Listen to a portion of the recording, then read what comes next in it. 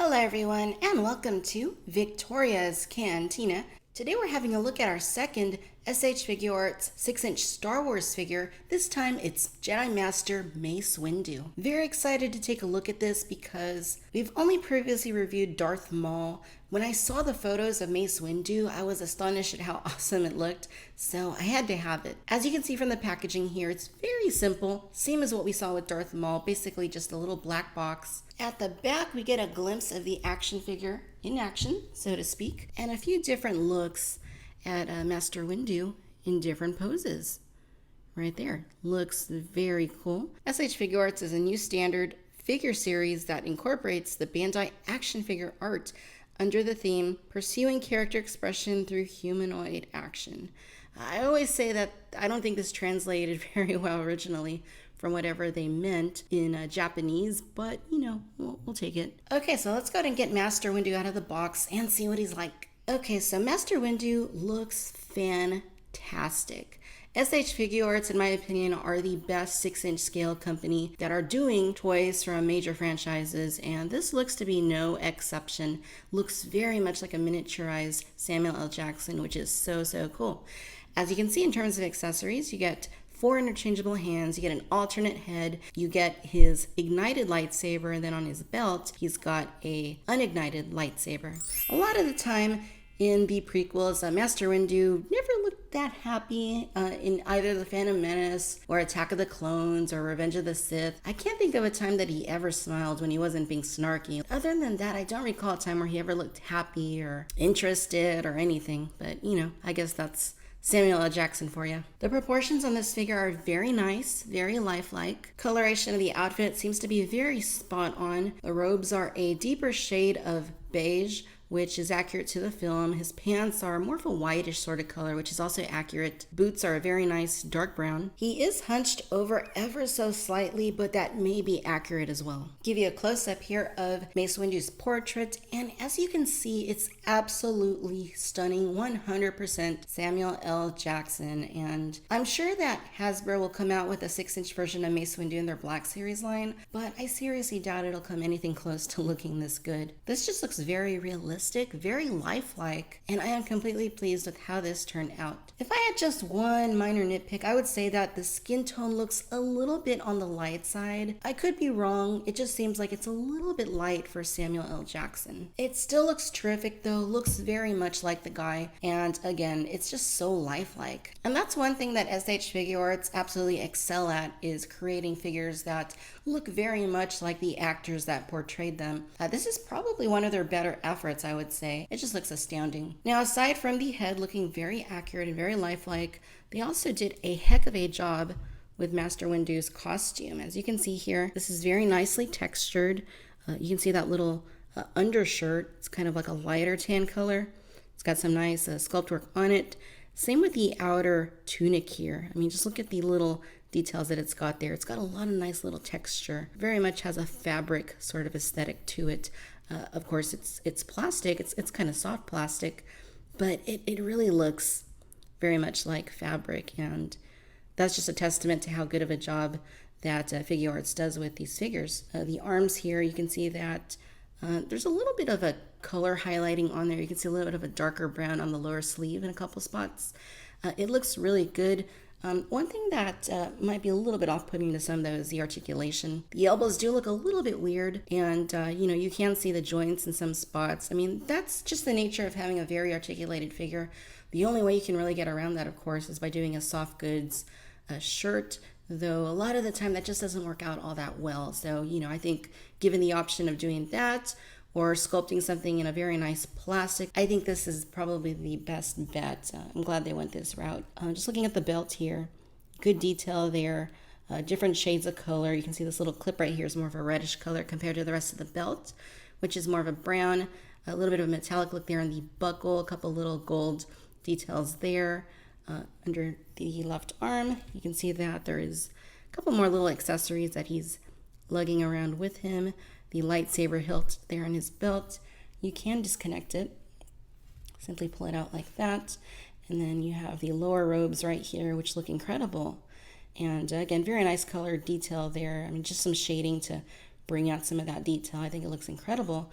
And then his pants, and you can kind of see inside here if you reposition the robes just a little bit. It's nice that they do move, but they are stiff when you're trying to pose the figure, and we'll look at that in just a little bit here. Back of the knees also look a little bit strange, but again, that's just the way it's articulated. The boots themselves are very nicely done as well. They have a little bit of a sheen to them, no peg holes underneath, and I really like that seam on the back of the boots. Again, just small details like that help to make the figure appear more lifelike. So as you might guess, being a Figuarts figure, this figure is incredibly articulated. You get a ball joint here at the head, and there's also a ball joint here at the neck. You can kind of see there where it connects.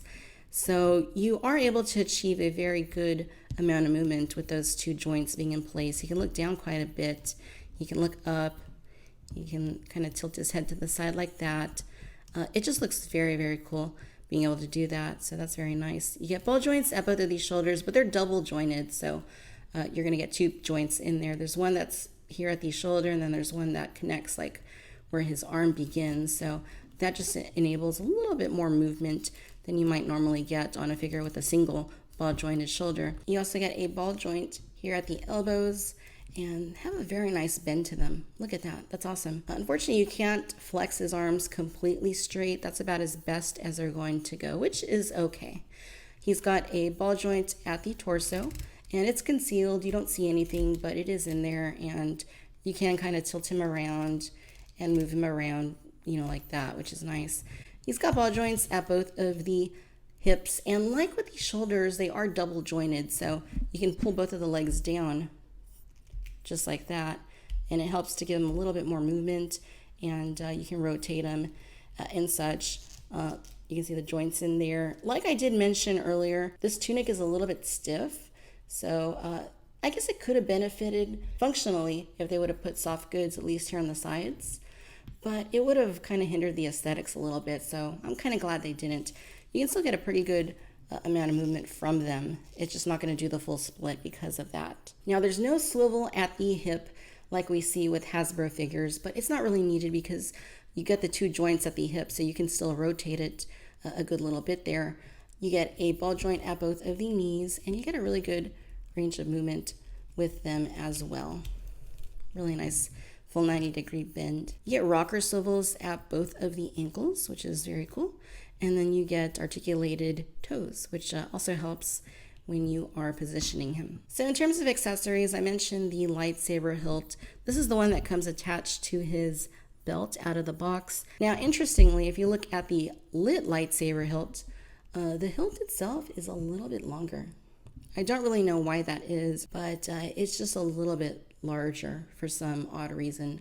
The hilt on this one, as far as detail is concerned, is pretty much the same. You get the same overall look, and this is accurate to the film. The blade is a very nice shade of purple. Really like it. Seems like a very nice film accurate violet color. And as you can see, it is actually tapered. It's a little bit thicker at the base, and then it kind of thins out as it gets closer to the top.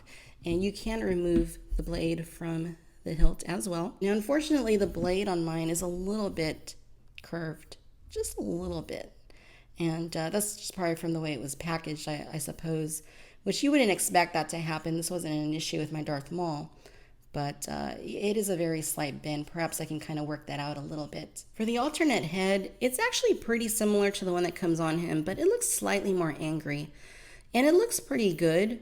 I mean, it definitely looks like Samuel L. Jackson, you know, kind of pissed off, and they did a good job with it. Very nice likeness. Coloration. He's got a little bit of extra color around the lips, and I just think that helps to pronounce the scowl that's on his face. Of course, you also get the two fisted hands as well as the two open hands. So to replace the head, you're basically just going to grab around it and just gently pull off like that. There's the neck peg, and then attach the opposite head on there just like that. Push down, snaps in very, very easily.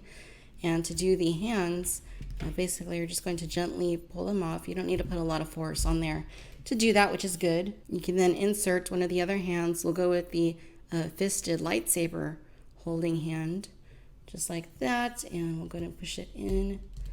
And you guys know that I hate doing this.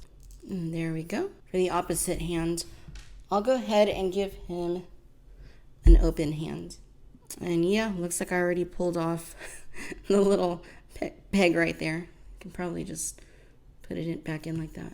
There we go. Now we'll go and give him the lightsaber. And I think now I realize that that's why he comes with two hilted lightsabers that, don't have a blade. That way you can get this one in his hand like that. Otherwise, it just wouldn't really happen. So we're going to put that back in. And there we have Mace Windu ready to kick some butt. And I think this looks so cool. I like that alternate head. I mean, it's not completely different from the first one. It's just different enough to make him look a little bit angrier. And for poses like this with the lightsaber, I think that it works especially well. Having all of this articulation just lends the figure to being able to be posed in a variety of ways that are all pretty dynamic. And ultimately, I think that's what it's all about, is having fun with these figures.